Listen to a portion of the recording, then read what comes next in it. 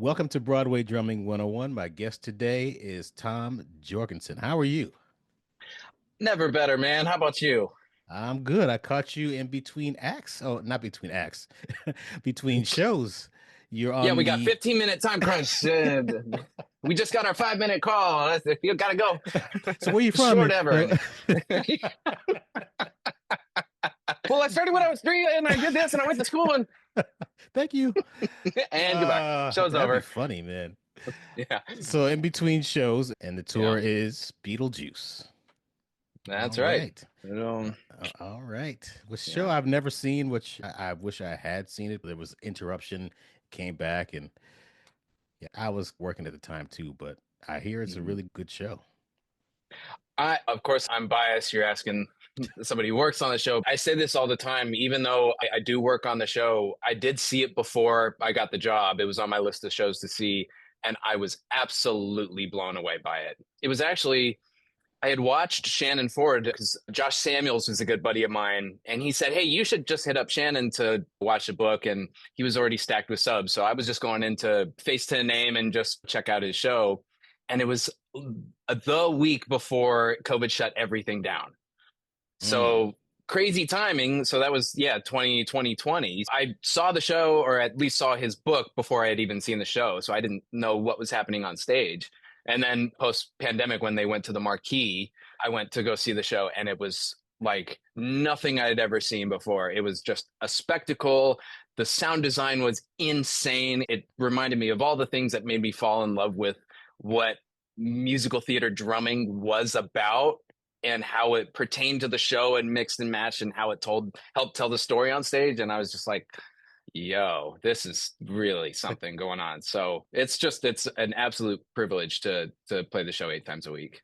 Speaking of playing the show, what do you think is the toughest part of that book, musically or technically? Physically, technically, physically is probably the most difficult part of this book in particular. I just happen to be sitting in front of it. It's a massive rig. And when I saw Shannon play, my playing style is never really loud. I've never categorized myself as a loud drummer. My philosophy has always been sound driven. So it's all about finding the sound as a kind of a separation from volume, because volume and sound are two very different things. And so that's always been my philosophy. And Shannon played really loud and massively. Shannon Ford, who originated the drum book. So I watched him after I got the job, and he is old over the shoulder, and he's like getting this massive sound, but like hitting for an arena tour, for goodness sakes. And that's his background anyway. So he's Hmm. taking a lot of that in. And I'm going, oh my God, what did I get myself into? I don't have that over the shoulder kind of thing. I was asking him about a lot before this tour. I was primarily, I'd say 98% a traditional grip player, because jazz is Wow. my background. And even in other shows, like I'd find a way to play traditional. It's just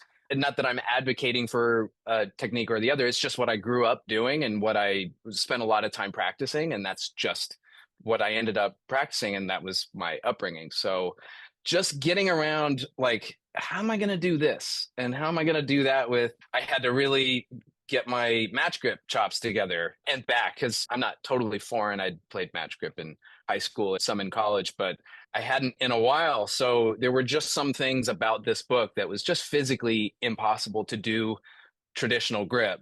So I had to make sure that, you know what, look, if I'm getting the sound that I'm used to from my left hand, you got to figure out how to just shed the technique, get a certain degree of comfortable to where I'm able to maximize the sound that I want, and figure out choreography of how to switch back and forth. Just getting whatever, it's whatever makes you a winner at the end of the day. So nobody out in the house cares if I'm playing traditional or match. So it's whatever is going to get the job done in the most effective and most storytelling way that's not going to get in the way of everything. Part of me was, I had to let go of the little preciousness of being, oh, I'm the traditional grip guy. That doesn't matter anymore. It's whatever's going to get the job done. So I had to figure out a lot of different angles. You'll see like my toms are angled still. I don't know if you could tell, but like my snare drum is angled. A lot of my cymbals are angled in a way that can acquiesce both match grip and traditional, so that I'm not totally out of position for my body. I'm very particular about how I set up my kit. So it keeps me upright. I'm not slouching. And if I am Mm. slouching, it's an immediate after the show going, oh, something's wrong.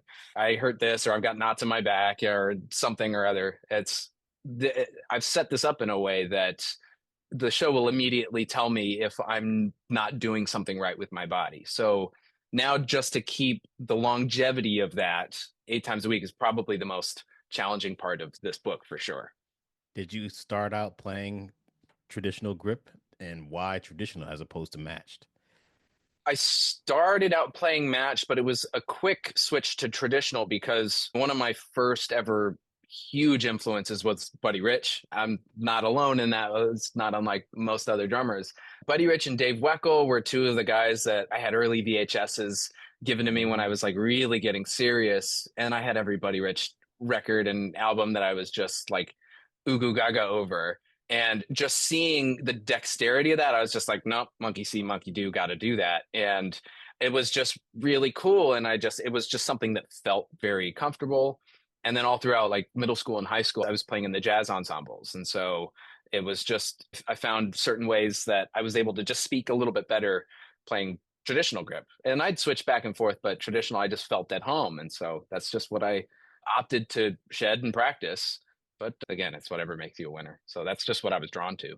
Speaking of winners, really heavy hitting traditional grip player is Stuart Copeland. I don't know if he ever was Yeah. influenced by his style, and did you like, okay, that's I can see I can hit hard too. Was that ever? Yeah. Yeah, Stuart Copeland was one for sure. Todd Sucherman from Styx is another one Yep. that actively switches back. And I've even in recent years, especially for this gig, I borrowed a lot of some of the ways that he's set up. I still keep to stuff that works for me and my body, but a lot of like certain philosophies that he uses in order to switch back and forth without putting his body through strains. But he was one. Steve Jordan is another Oh that was yeah. like a just top three, top five at least. I'd never rank stuff, but Hmm. just in one of those of influential bits is like he would just but everything was so great, and it's just his sound that he would get. I was, oh, this can be done. It's not impossible. And then he would switch back just whatever fit the song or whatever fit. Sometimes there's a sound that you get from match grip, there's a sound you get from traditional grip. So that immediately just got me like, oh, okay, now the sound is malleable. I don't have to be precious about one thing or another. It's whatever's going to get the sound is going to get the sound, and that's what I'm after at the end of the day. When I was looking up some information about you, I found out that you played with a group that I thought was very interesting. A friend of mine actually auditioned for them, but didn't get one of the gigs. But it's Mm-hmm. Postmodern Jukebox, and you That's right. playing all traditional grip with them because it's tell people about that particular group and that gig and how you got involved with them. Sure. Yeah. I ended up touring with them for on and off about 5 years, 4.5, 5 years. It actually started, I got involved with them because I had worked on cruise ships. It's such a roundabout way of how I got involved with them. I had worked on cruise ships right out of college. And because I worked on ships for on and off about a year and a half, almost 2 years, I had gotten really comfortable with the music supervisor of Holland America, was the cruise line that I worked with. He's still a very dear friend of mine to this day, that he oversaw all of the musicians being placed on certain ships and putting people together for certain bands and all that. So while I was doing ships, he very quickly saw that I had a capability of being a music director, and he just liked how I played and how I got along with people, and he asked me to be a music director, and he just kept me in the scope of having me for certain coveted cruise itineraries, jobs, and players that were serious about being there. And so I was done with ships for a couple years after I'd done them, and I was trying to be back in New York, really do the thing and work. And he called me while I was doing a regional theater gig in Vermont somewhere. And he said, hey, we're trying this new concept out for Holland America. It's this band, Postmodern Jukebox, and Holland is interested in trying to meld something together with them. Would you be interested in coming on and doing a trial run? It's the last 4 weeks of our Alaska run. It'd be a perfect time to test this concept out with clientele. And I almost turned it down because ship life, and I learned so many absolutely amazing lessons from doing ships, and I will never knock that gig. Some people do, and I don't go that route because it's a gig is a gig, and you either learn from something or you don't. But ships had an expiration date for me, and I didn't feel that was my place to be. I'd been a little bit familiar with the band, and it was honestly when I did some more digging about them, it was all the stuff that was like in my wheelhouse. My background was jazz, but it's a fusion between jazz and the pop world, but they're taking all the popular songs of today and then retroizing them and Motown and swing and jazz sorts of styles. And I'm like, that's really hip. I don't want to be on ships, but this is really cool. And if it's only a month, sure, let's do it. And I did. The people involved with putting that concept together were a lot of the creatives. Scott Bradley, who created it, came on to oversee it. One of the music supervisor directors that had been involved with PMJ for a while was music directing that whole thing. Holland America got a few of the musicians together, and then Postmodern Jukebox got a few of their singers together to try this out. So over the month, we just really gelled as a band, and we just had a blast figuring out this concept. And at the end of it, they liked our playing so much. They said, we're going to add you to the roster, our touring roster. And since then, it's tours have come up and been offered. And I've been all over the world with them. I did several North America, United States, North America tours, been overseas to Europe a couple times with them. I did an Australia, New Zealand tour with them. And just very fortunate. And it was a great time. So that it was ultimately how I ended up spending time with them. And it was a blast. It was a real blast. So before you did that, you said you did cruise ships, but before cruise ships, you went to college. Did you go to college to study music? I did, yeah. I went to the New School for Jazz and Contemporary Music because jazz was the thing I wanted to do. And if I could do a couple other things, that'd be cool too. I didn't want to just solely stay in one thing, but as jazz players, they improvise and they pivot, and it's all about staying malleable. But jazz was the avenue. But then after studying jazz very seriously in college, and of course it's in New York, which is exactly where I wanted to be, it became really clear that there's more to music. And then it just kind of led to ships where it was just really cutting teeth on stuff that I wanted to cut my teeth on. And yeah, I went to school for jazz. That was ultimately what I wanted. Did you turn into a jazz snob at the new school? Y- yes and no. You could say anything you want about music institutions, and all of them are true. But the thing that I found really enlightening about the new school in particular was it really allowed its students to experiment. In order to, it was the small school. I'm not familiar with the class sizes or school size as well. But when I went, I think there was just a little less than 300 students in the jazz school. And I could be a little bit off here and there, but it was relatively small. It took up two floors in one of the buildings on 13th Street.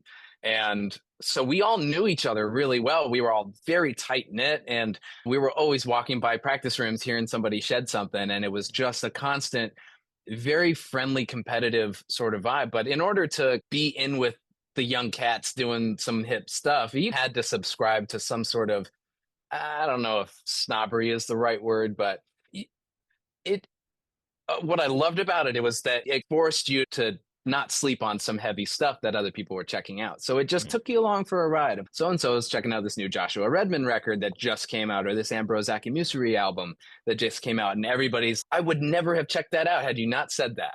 And so then you check it out, and then we go see the shows because it was in New York, and that was ultimately what I moved to New York for. Is that came out, go see them, and wow, you could see Brian played at the Vanguard and the Fellowship. So there was a little bit of that, but then also there were other things at the New School.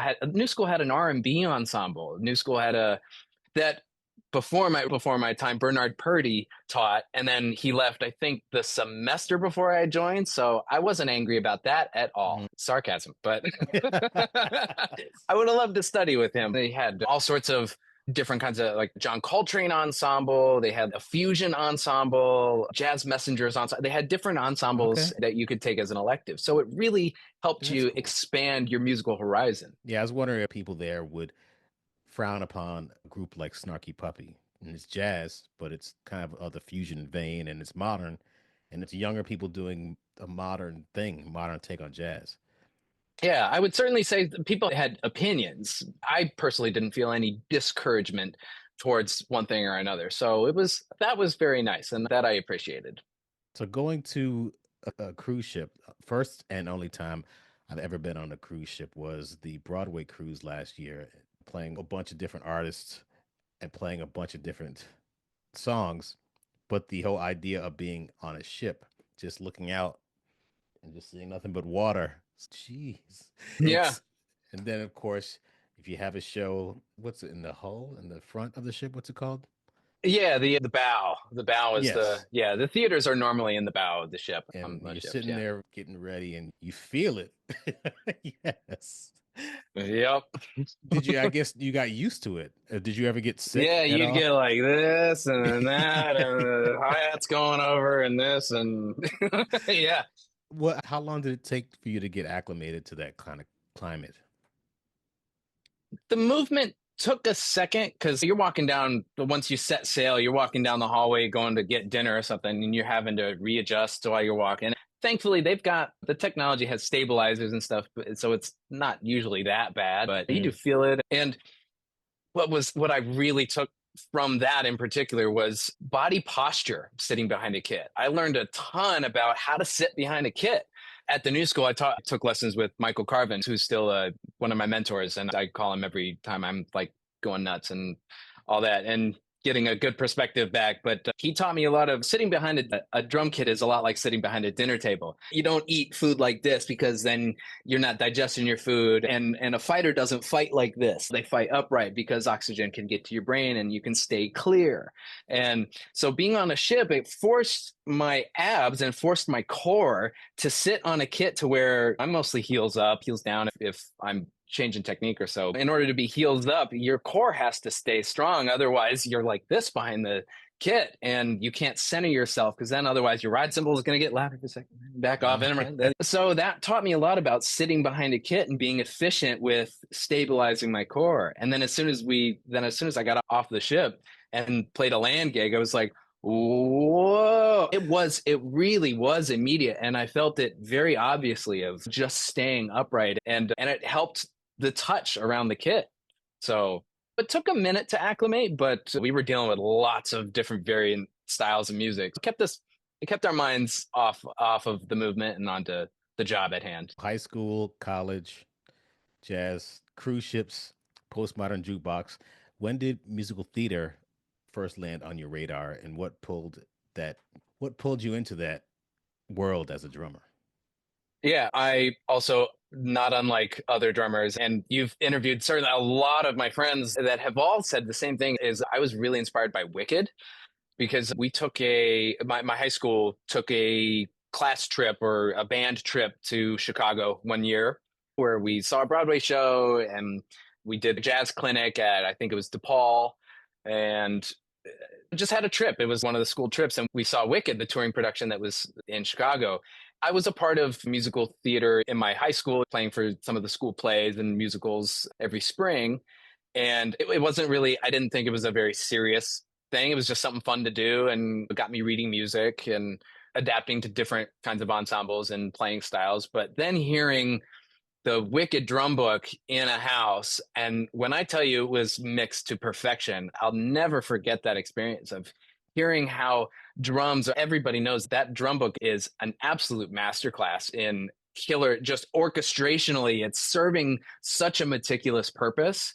And it's epic, it's huge, and it was mixed so well. I just was like, oh, this is something serious. I could do this as a career. So okay, radar, it's on my radar now.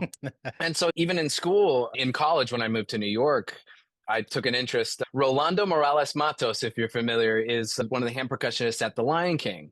At the new school, he taught a hand percussion class. So a lot of congas, a lot of timbali work, djembe work. He taught a hand percussion specific elective class at the new school. And at the end of each semester, he takes a handful of his students backstage to the show to watch him play the show. A great, great opportunity. So from that, I knew, okay, that was my first ever pit that I went to watch. And I said, I'm really serious into checking this out. And so he gave me the number for a couple other people. And the next number he gave me was Matt Vanderen's number over at Wicked.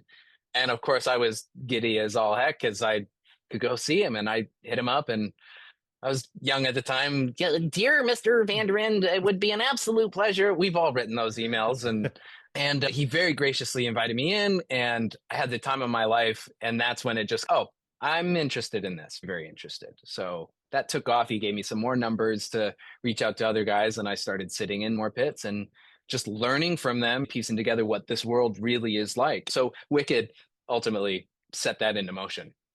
It's why, man, that show, even to this day, is that I would love to play that show. That would be so fun because it's got so many elements of it. And it reminds me a lot of this book too, or this book reminds me a lot of that and vice versa, because it's just stylistically, you have to wear different hats, a lot of different hats in both of these shows. So I, that's a pull for sure. He's a force, I'll tell you. He's amazing. Really? Okay. Yeah. Yeah. And the sweet, he couldn't have been more kind. He was Mm. the nicest guy to a young kid who didn't know what the world was like. And it just so gracious. I didn't even, my first visit with him, I didn't even know to wear pit blacks. And so he was just like, oh, okay, we'll just have, if somebody has a spare shirt, and give me a spare shirt to wear in the pit. Cause the drums at the time were in the pit. Now I understand they're Okay. in another room. You Uh, wore some like neon yellow. I just wore something. I don't know what I That's wore. I funny. didn't know. Yeah. Yeah. But, It's interesting. So yeah. you were in New York, you graduated, and what was your first show that you actually got a chance to be a part of, either having your own share off Broadway or subbing somewhere? I would say my first large scale, what ended up getting me into doing this very seriously professionally. I'd done some regional theater. I did the Music Man in Vermont. I did a couple other shorter run regional stuff here and there, but I had gotten a call out of the blue from a very dear friend of mine, Elena Bonomo, who was at the time on the Waitress First National Tour. She and I, prior to her even getting that tour, were very dear friends, and we were giving each other gigs all the time that we couldn't do. Anytime I had recommended her for it, it would always come back to me saying, Elena did a killer job. Thank you for recommending her. And I would very much like to say she felt the same thing that when she recommended me. For years, we'd constantly give each other gigs here and there. She was encountering a problem where she was on the Waitress tour and she couldn't get an approved sub to come cover for her when she needed a week off for, I think she had a family engagement that she really couldn't miss. And so she couldn't get one of the subs that was subbing in the New York show to come out. And so she said, let me just pitch Tom's name. And so would you be available and would you want to learn the book just to come out and cover for the week? And I was very humbled that she would ask me for that. And I cleared my whole schedule. And I think once she got the approval to have me onboarded, she got me in touch with Rich Mercurio, who was the drummer there, and Nadia Di Gialinardo, the music director and supervisor. And they approved it. They say, send us a couple videos of you playing certain numbers from the show. And I went straight into, I didn't even have a practice room at that time. So I was just like, okay, what do I searching for any place that had space available for rent and packing a drum kit in a tight room with a little itty bitty crappy GoPro up over top, and I just put something together and shed it. And so finally, they liked how I played it. But even before going out to sub on the tour, they said, why don't you come in and sub the show in New York before you go out? And I'd never heard of that happening before. And I was like, Mm. ooh, okay, when's good? And they're like, whenever you're ready. And they were so gracious and kind. And they said, come watch the book. And whenever you feel ready, just come in and play the show with us and just get your feet wet a little bit. uh, on Broadway. It was my first show ever. It was Broadway debut. And they couldn't have been kinder. I got things together. I probably went to watch Rich 3 times. He said, watch as many times as you want, do whatever. And I went and subbed the show. They liked how I did it. And they said, yeah, go on out and sub the tour. So I went and subbed the tour. And from there, they kept me in mind. So I was subbing for Rich quite often whenever I wasn't on the road with PMJ, because I was in and out of doing those tours. Whenever I was back in town, I'd say, hey, Rich, I'm back. And they would have me in. So I would sub that. And then at some point, Elena was leaving the show, leaving the first national tour. And then I went to Jeff Roberts for a period of time. And then he had to leave to do another show, I believe. And then it fell to me. They said, you don't want to take over. So I took over the last 6 or so months of the Waitress First National Tour before it closed. Well, that's cool. Yeah. So it's the who sorts of things, just being ready for when the door opens. And that door just opened, and I did everything I could to be ready. They couldn't have been kinder about the whole thing. Very fortunate that turned out the way it did. So we being on the road and playing the same thing the same way, 8 shows a week. Did you ever think about possible injuries, and how did you go about avoiding them since you were out of your normal routine being at home? What were your approaches to that specific thing? Yeah, I'm even 830 odd something shows. We're right around 830, 40 or so. I've lost, I can't remember exactly, but we're in the 800s. Even still to this day, I'm incredibly mindful of injury prevention or doing what I can. And at the moment, even at intermission, had to go see PT because I just had a knot in my back that was influencing a little bit of stuff. And so it was another wake up call of, yeah, examine your posture and check some stuff out. And so I redefined my warm up technique. I redefined what I do off stage or out of the pit.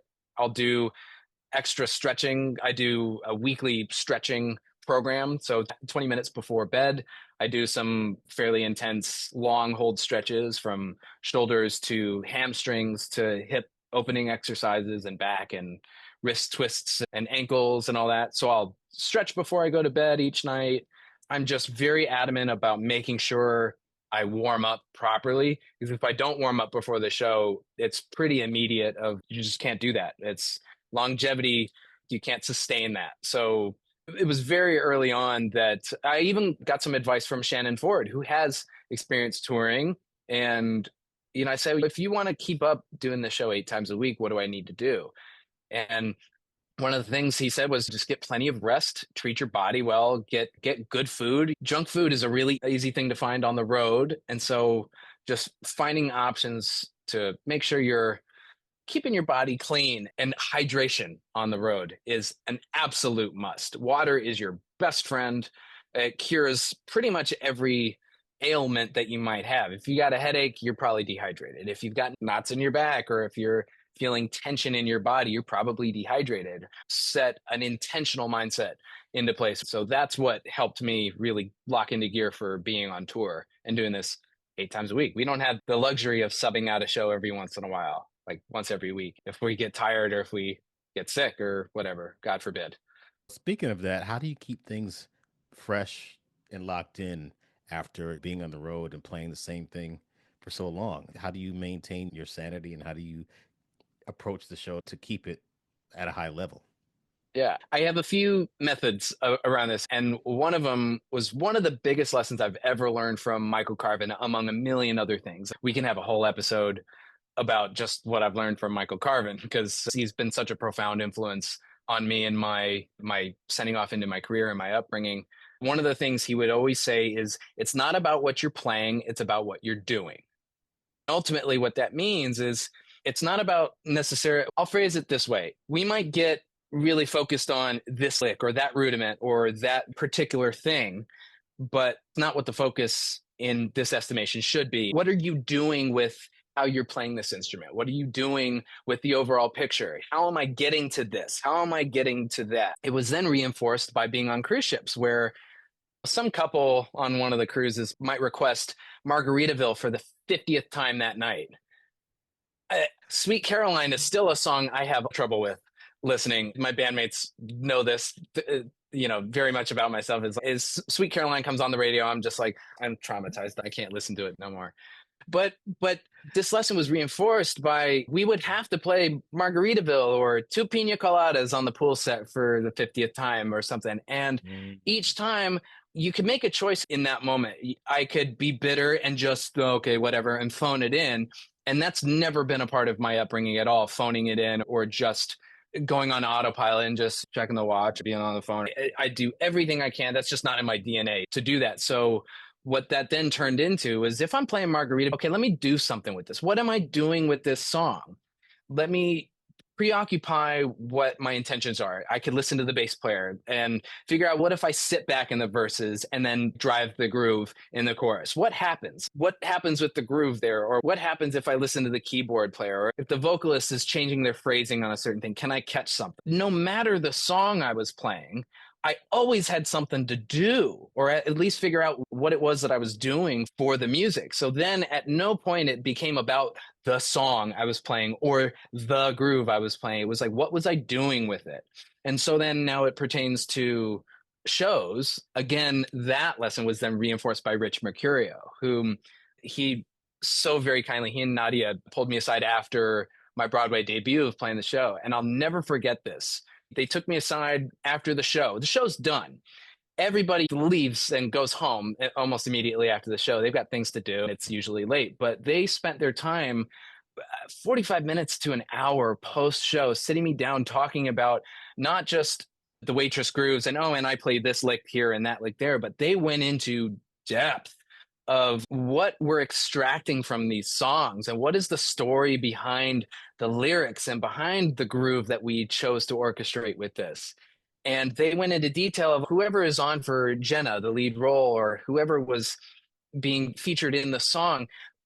It expand your listening, open up to not just burying yourself in the page or listening to burying the click or trying to think you're doing something to get the job done. It's like there's a lot of things to pay attention to. So if you're not hip to that, if you're not focusing on doing something as opposed to playing something, you're going to miss out on a whole lot of things. And ultimately, that's what telling a story, that's what our job is, to help tell the story on stage. And so now I'm never thinking about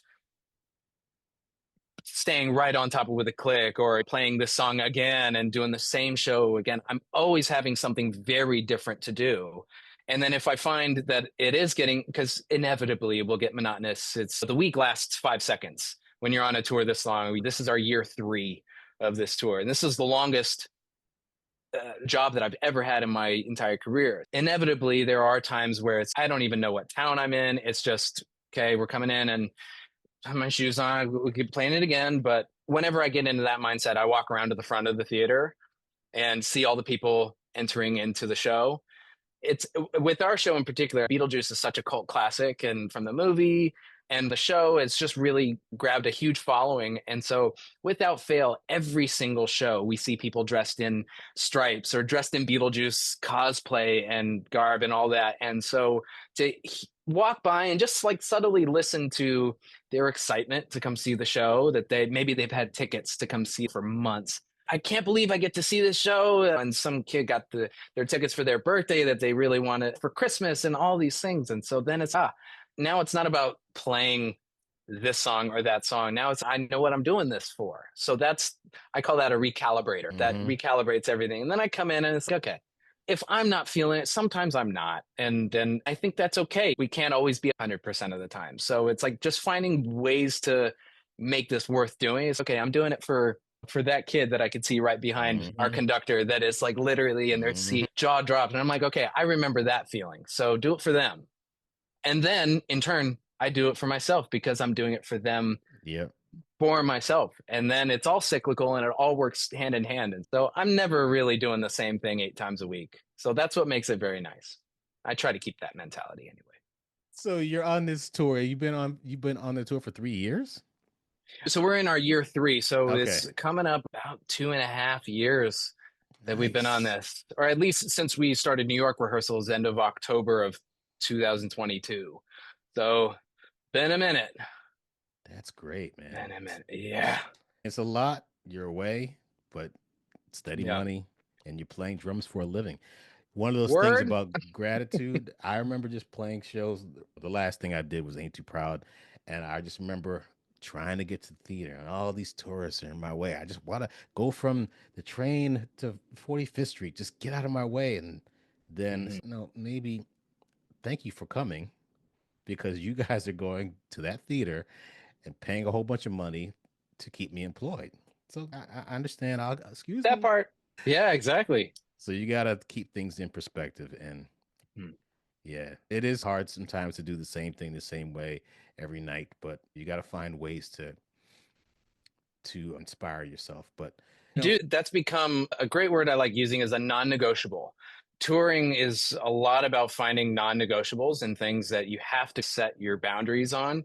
It's a really easy thing to, let me just watch one more TV episode at 2:00 in the morning, right before a 2-show day. But then you find the consequences of doing exactly that of I'm tired, I'm not focused. I wasn't watching the conductor when I should have. I zoned out, or I'm malnourished, or I'm dehydrated or something. And then you figure out I can't do that, or at least setting that non-negotiable for yourself, saying, if I want to have a good show, if I want to be at my optimum level, And then that's another really tough thing that you got to keep redefining yourself on the road where there's a thing called show chops. Everybody knows when you're playing the same show, you just get locked in, and it's a false sense of reality of, oh, I'm killing at this. This is great. And show chops are great. And you think you're playing everything great. And then you go maybe I'm working on an album with my buddy Justin, who plays Beetlejuice in our show, and we've been working on an album of his music for a majority of this tour. I'm playing a lot on it, and I'm mixing. So my day job is I'm also a mixing engineer too. And I'll go and we'll play a song of his, and we'll be in a studio playing, and I'm just like, I don't know how to play drums anymore because it's something totally different. I thought this was easier. Like I used to do. Why am I not doing that? That lick ain't there. Oh, good. I can't do that anymore. Mm. Oh, cool. That's what this is about. So then now, just even doing things or finding new things to be inspired by gets that recalibration in mind of finding things to be inspired by, to where I don't just seep into the one thing. And easier said than done because it's just tough. That's the nature of it. But once I find that the non-negotiables of how to make my optimum of where I'm comfortable saying, look, this is how I'm going to show up for work every day. This is how I'm going to show up for everybody else. We drummers, we know that we have a massive amount of responsibility, even regardless of show. There's different levels of responsibilities in different shows, but most of the time we have a responsibility to elevate the show and keep the engine in the car running. And so if I'm not at my best, then I'm doing a disservice to pretty much everybody. It's ground up stuff. So if I'm not at my best, then that's on me, and I don't want to show up that way. So then finding the non-negotiables to make sure that I'm in a position to do that every day, that's really what's important on the tour. So just keeping a reminder of that too. Speaking of being the best, you have to have really good equipment, which we will talk about your equipment in a second. Have you had equipment malfunctions? Conductor cam go off, sound go off. What are some things that have happened on the tour, and how did you adjust? Bruh. This is live theater. It's, that, I've lost track on both hands and feet how many times something's gone wrong.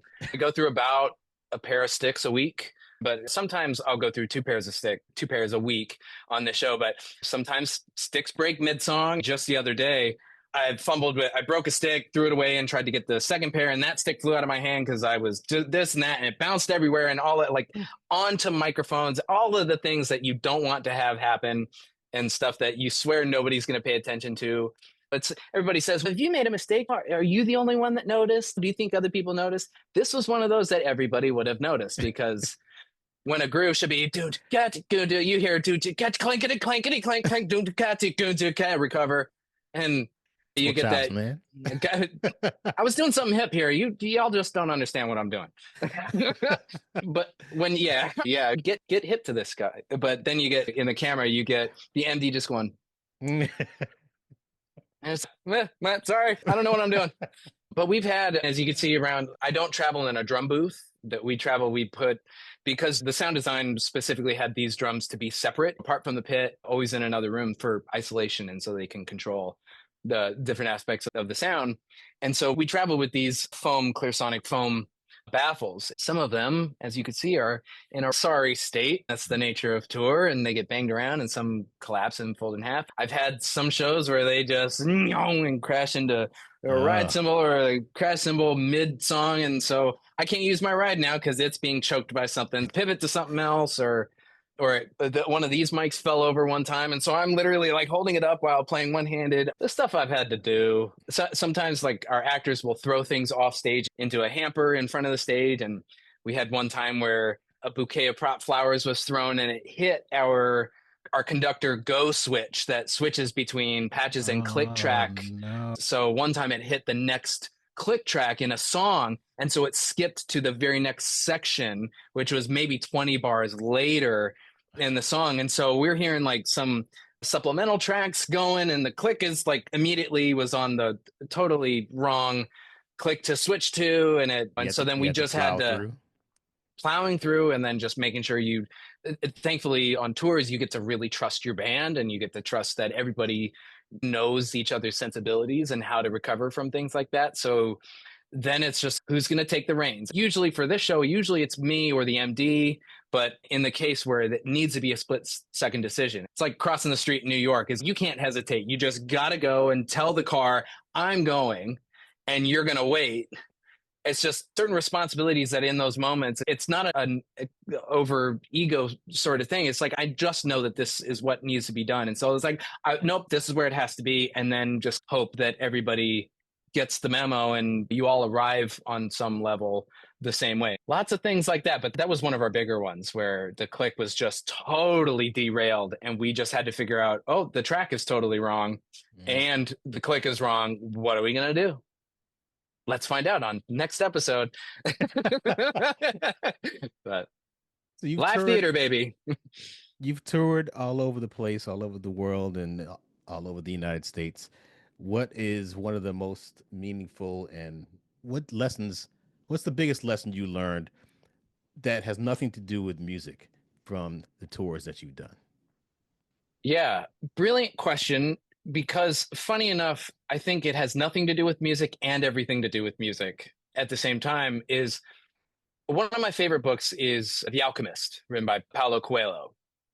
Short, relatively short book, but beautifully written to summarize about a boy Santiago's journey to find his treasure, his personal treasure, and his personal journey. And a lot of it is just filled with chock full with life philosophy lessons and whatever. And he's on his road to find his treasure. And the allusion to that is having a dream and figuring out what we do in our lives in order to attain goals and dreams and ambitions and what we need to do along the way and all these life lessons. And one of the concepts in that book I take with me an awful lot. And in fact, it's the concept for an album that I've semi had on the shelf of my own music that I'm working on.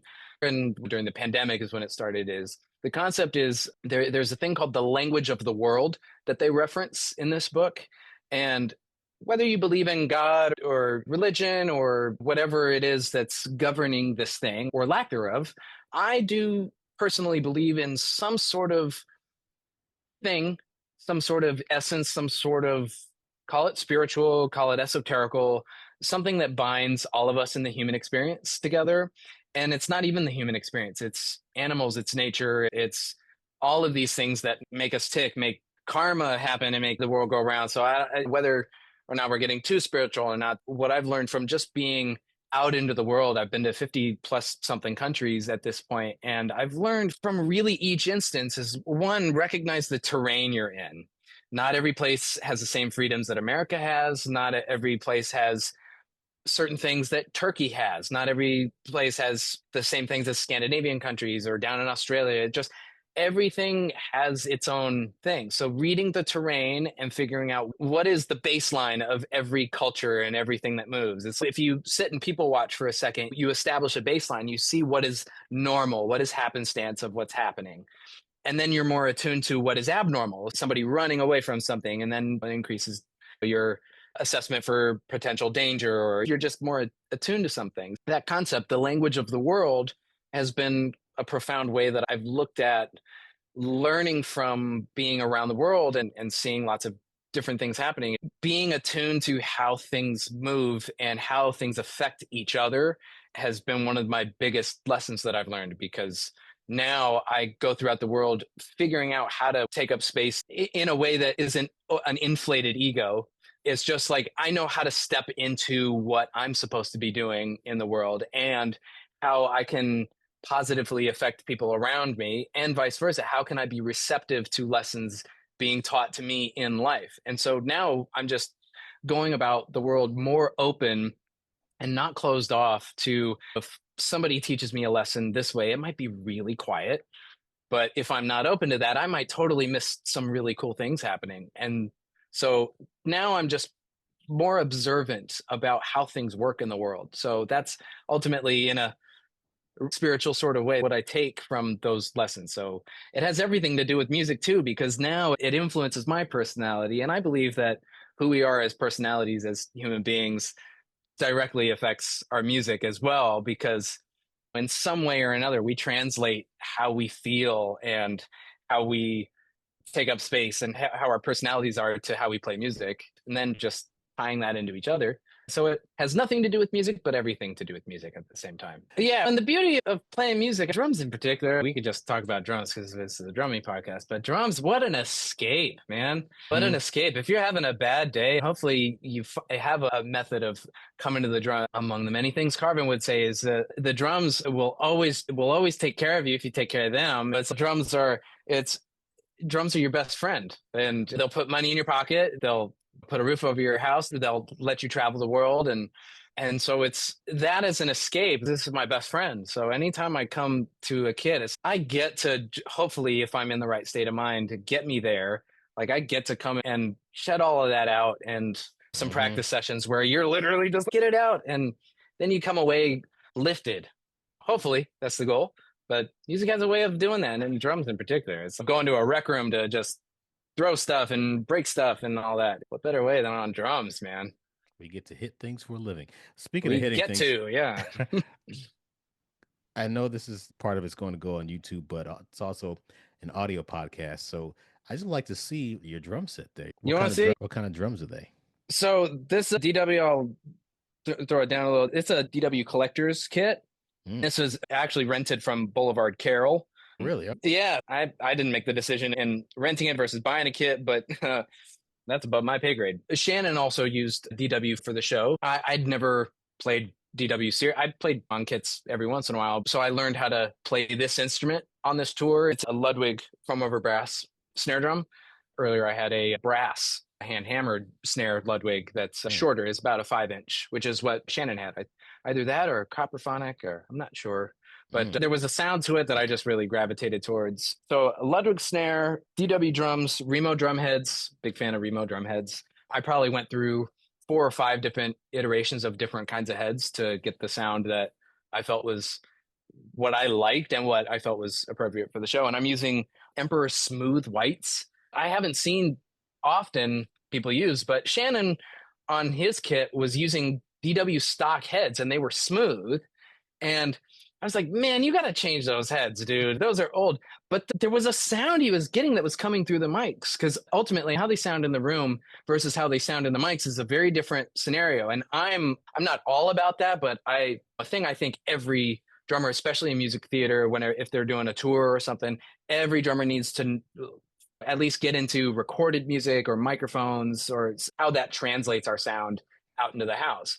And so what he was getting through the microphones was just really cool. And so I tried coated heads and they weren't cutting, and I tried clear heads and they were cutting way too much. And then I tried these, and it was like the perfect mix. There was some clarity that coated over, mm. and it had the Emperor thwack and punch. And so I was like, Ah, that's a perfect marriage. And then yeah, and then the Zildjian cymbals. I've just always that's what I grew up playing, and mhm. that's the sound I hear in my head, and that's what Zildjian is, the sound that makes me feel like myself playing drums. That's just the sound I resonate with the most. And Vic Firth 6, I started on Vic Firth, and I use the Extreme 5As because the reach is a little Mhm. bit reach, and on this kit you need a little bit of reach. Sometimes I'm doing the windshield wiper where I'm coming from here and have to do stuff like that, so that little extra reach helps too. And even like some pocket stuff, there's a little bit more of the stick that takes a little bit more time, slightly more, that gets to the snare, so it fits into a pocket a certain way that I think is really cool. Yeah. On tour, you have to break down your drum set on Sundays if you're going Mhm. to another city. Do you have DW hardware? It's a myriad, yeah. So there's some DW hardware, DW double kick pedal, and a Gibraltar rack mount for the Okay. drums, and yeah, so most of it is DW hardware. But Gibraltar, I've never known how to pronounce that. Some of these things I should know that by now, but that's as a rack, yeah.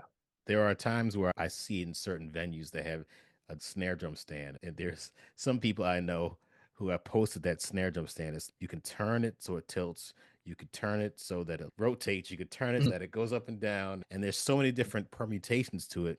I'm like, okay, which one do I turn to just? Right. Yeah, I that's what I got here. You got that? Yeah. Has the lever thing that you It's yeah.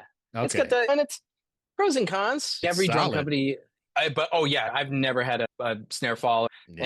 and if I don't want it to move, it ain't Yeah. gonna move. Yeah, that's the good thing about their hardware. It's set up to Mhm. be solid. You set it, forget it.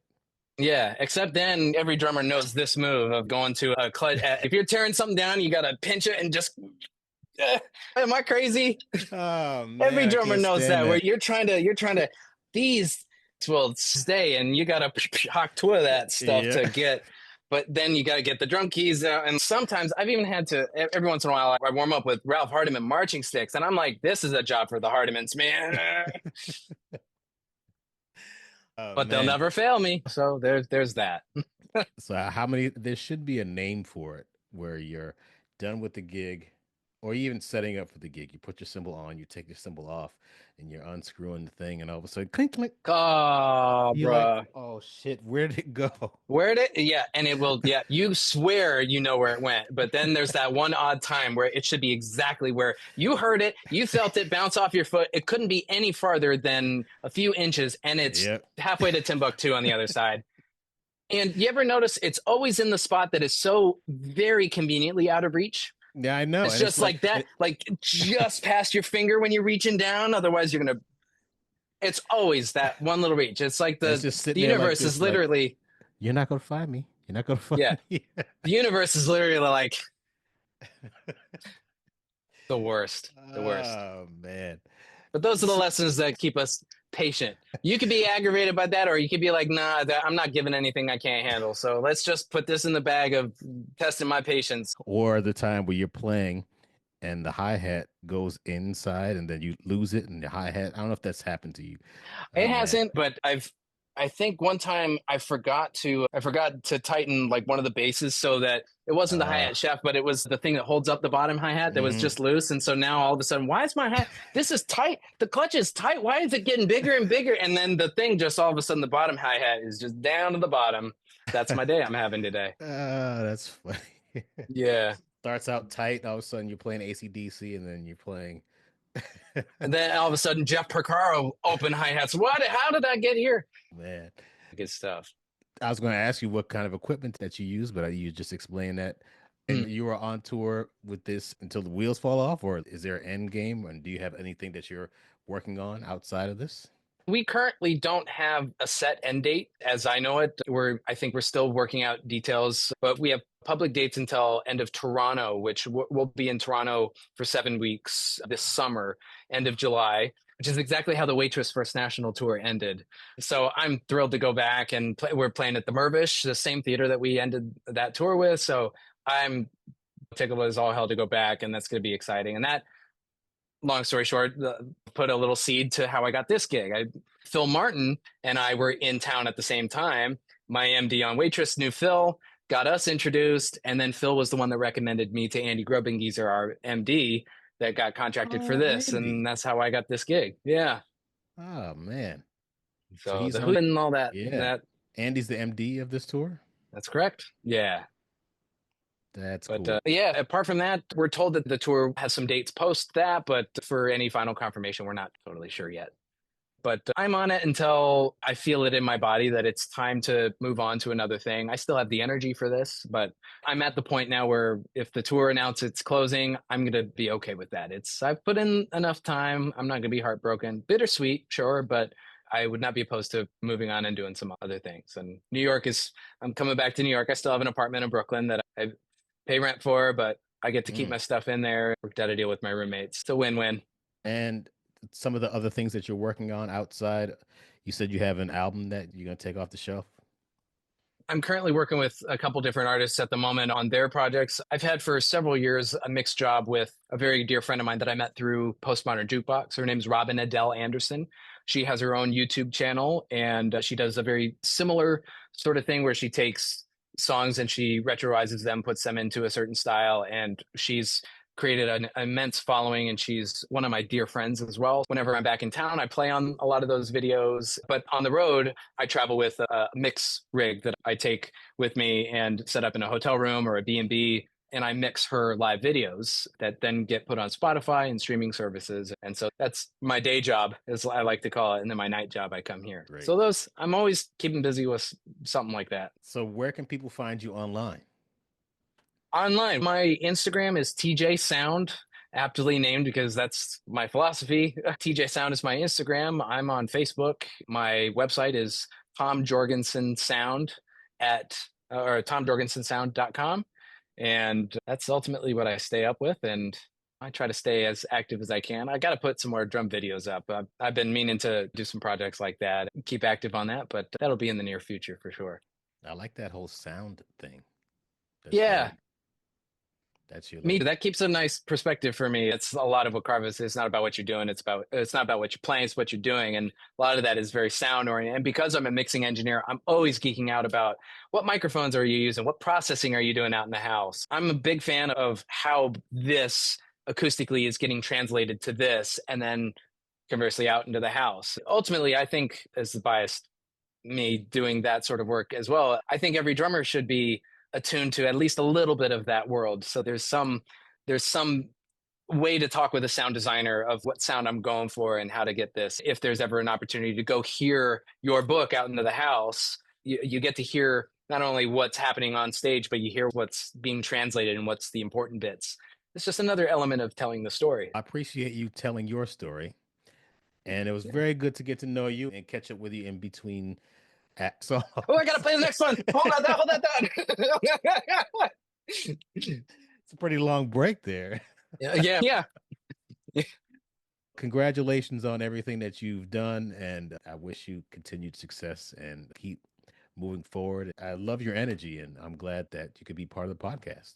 Clay, this has been an absolute pleasure. Thank you very much for having me. I've been a big fan of this podcast for a long time. You've interviewed some of my very dear friends and some of my great influences. To be asked to be on this is a real treat. So I really appreciate it. Thank you very much. Oh, thank you, man. I appreciate it. Appreciate the kind words.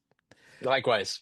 All right, we will catch up soon. Hopefully, when you get back to New York, and if I'm still here, we will definitely connect. I would like that very much. All righty. All right, man. Take care. All right, bye. Take care.